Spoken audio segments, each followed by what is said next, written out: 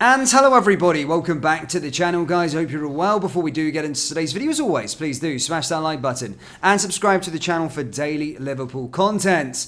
Liverpool have got yet another win. Yes, game week 22 ends with a emphatic 4-1 victory against Chelsea. Probably the best performance I've seen Liverpool have pretty much this season. There's been a lot of good performances, but that was a dominant display and yeah, against the sort of so-called top 6 side, that's out the way, and Liverpool really keeping that momentum swinging as we look to try and fight on all fronts. And as I keep on saying on the channel, I do believe the Premier League is the one that's the most important. If there is nothing that we end up with, if there's only one trophy we end up with this season, it's the Premier League, and the Premier League is the one that I want. So yeah, I mean, I would trade just the one Premier League for all of those 3 trophies. So yeah, very important. It kept me happy, and as I said, everyone else happy as well. In today's video, guys, we are going to be speaking, giving you the sort of 5 major talking points from the game, and go through why Liverpool fans are absolutely jaw-dropping from that performance, and who was the key man. I think you can already guess it, of course. He had a fantastic performance. But yeah, let's go through the 5 big talking points from the game. Do we have a fullback battle? A goal and 2 assists from right back and Trent Alexander-Arnold, not even on the pitch. Are you joking? There's only one. Connor Bradley rang out at around Anfield several times across the course of the game, and not without reason. The defender was sensational, an aggressive stance in deep areas, and another marauding, exciting outlet going forward. He set up the first with a typical surge forward and accurate pass in field, then went on to better himself by blazing forward into space and striking a magnificent hit across the keeper and into the bottom corner. His first senior Reds goal at the age of 20 at Anfield against Chelsea. Add in his brilliant pocketing of half-time sub Mudryk, his monitoring of Ben Chilwell, and the fact he's always willing to run at his man, which is exactly how he made the third, beating Badishly, crossing perfectly. It's no wonder why he is a crowd's favourite on the night. Only his 14th appearance, by the way. Oh, and let's we forget Joe Gomez was an absolute 10 out of 10 performer on the other side of the pitch. But we expect that now, don't we? 67 minutes they both played, then so-called first choice options came on. Will they both stay that way, or should they? Darwin Bloody Núñez. Since Opta stats began, no Premier League striker has been so damn unfortunate that they hit the woodwork more times this season and they score goals. Okay, we may have made that up on the spot, but it's probably true, especially when we get to go forward who hits double figures with both.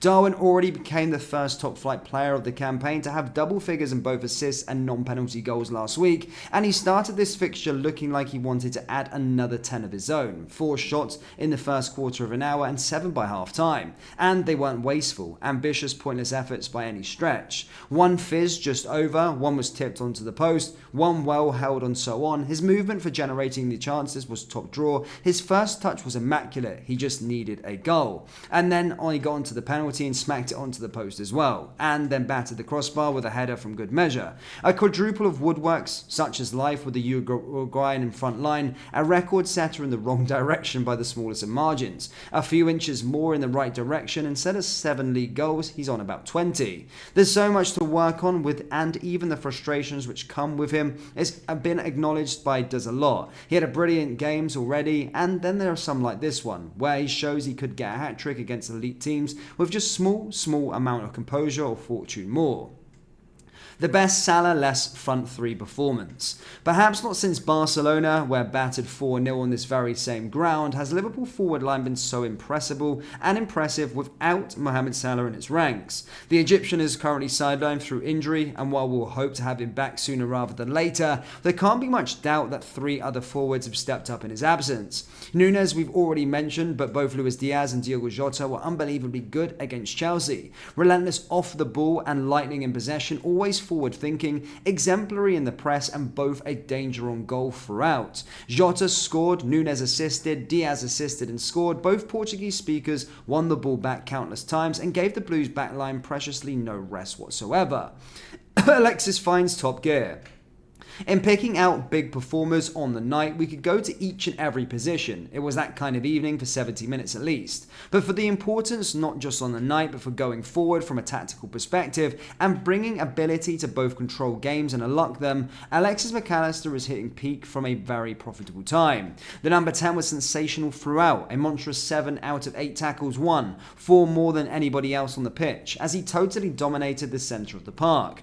With this passing range, ability to raise the tempo of the match, some sensational vision and the spaces he picks up between the lines, he's such an important player in position and is only getting better in this role out of it. A late knock was a concern though. We'll hope he's very quickly recovers from that.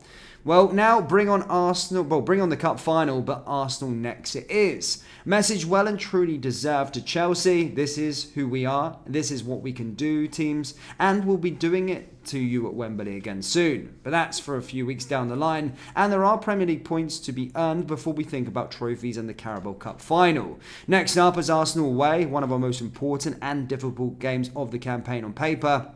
The Gunners being the last season's runners-up, and supposedly the team who were going to push Manchester City the distance again this year. That's obviously not quite the case, but they are still a formidable outfit, and will need to be this good or better to get the points once more. The positives, we are this good and better, and especially in the biggest of games, bring on all those big London stadiums, be it Wembley, the Emirates, and the Brentford Community Stadium.